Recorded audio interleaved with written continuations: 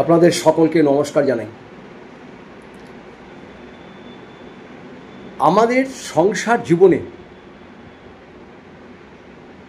শান্তি অশান্তি দুটোই কিন্তু আমাদের ভোগ করতে হয়। সংসার মানে হচ্ছে বহুরূপী। সং মানে সাজা, সার যার ভিতরে কোনো কিছু পাওয়া যায় না, সংসার। আমাদের কিন্তু তাও সংসার করতে হবে, আমরা জানি সংসারে মায়া, মমতা, সুখ, দুঃখ, অশ্রুভরা জল, মান, অভিমান সব কিছু মিলে কিন্তু আমাদের সংসার। তাও কিন্তু আমাদের সংসার করতে হবে। মেয়েকে বিয়ে দিতে হবে, ছেলেকে বিয়ে দিতে হবে, সব কিছু করতে হবে। আমরা কিন্তু অশান্তিতে জর্জরিত যাব।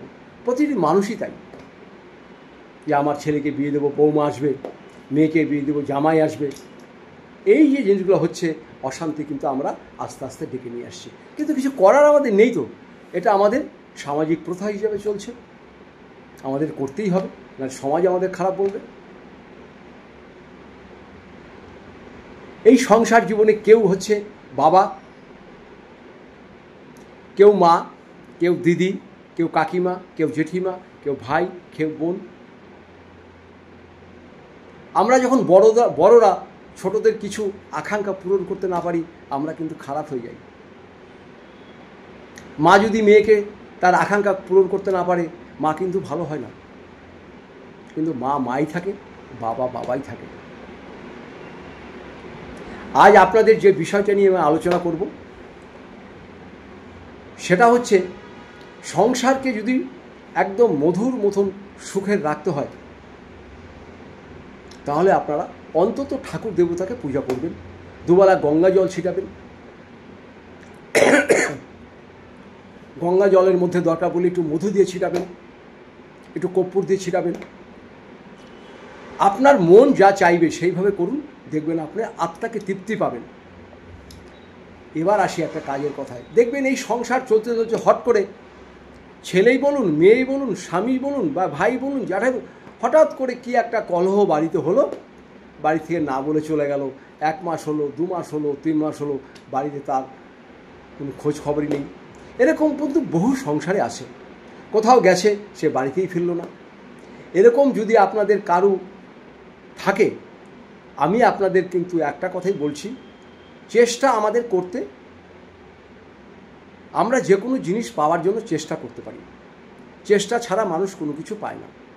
কেউ যদি বাড়ি থেকে রাগ করে চলে যায়, বহুদিন থেকে আসছে না, তার কোনো খোঁজ পাওয়া যাচ্ছে না, এরকম যদি ঘটনা কারো ঘটে, আপনাদের আমি একটা ছোট্ট কাজ বলছি, মা বাবারা করবেন, দেখবেন খুব আনন্দ পাবেন। আগেই আপনাদের বললাম, সংসার হচ্ছে আমাদের বিচিত্র। যার ঘরে অর্থ আছে তার ঘরে বেশি অশান্তি, যার ঘরে অর্থ আছে তার ঘরে তো অশান্তি আছেই। কিন্তু যার ঘরে বেশি অর্থ আছে, আমাদের যাদের অর্থ নাই, আমরা ভাবছি খুব শান্তিতে আছে। ভুল কথা, সে শান্তিতে নেই, সে আমাদের থেকেও আরও অশান্তিতে আছে। কারণ আমরা ডাল খাচ্ছি, ভাত খাচ্ছি, জল খাচ্ছি, ঘুমিয়ে পড়ছি। আর তারা রাত্রিবেলা 2টোর সময় গাড়ি নিয়ে যাচ্ছে, বড় বড় রেস্টুরেন্টের খাবার খাচ্ছে, অ্যালকোহল খাচ্ছে, বাড়িতে আসছে, বুক ব্যথা করছে, হার্ট অ্যাটাক করছে, মরে যাচ্ছে। আমাদের থেকে তারা অনেক অশান্তিতে আছে। কেন অ্যালকোহল খাচ্ছে? এত পয়সা ইনকাম করছে বৈধভাবে অবৈধভাবে, সেসব ভুলে থাকার জন্য সে অ্যালকোহল খাচ্ছে। আর আপনার সামান্য ইনকাম, মুড়ি খাচ্ছেন, ভাত খাচ্ছেন, ডাল খাচ্ছেন, বা জুটছে না, জল খাচ্ছেন, ঘুমিয়ে পড়ছেন। তো সাধারণ জীবনযাপন করাটাই কিন্তু আমাদের সব থেকে বুদ্ধিমানের কাজ।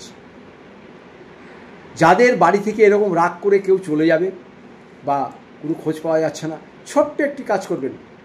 একটি তামার ঘট নেবেন, তামার ঘট না হলে মাটির ঘট হলেও চলবে, ঘরটা একটু বড় নেবেন। তার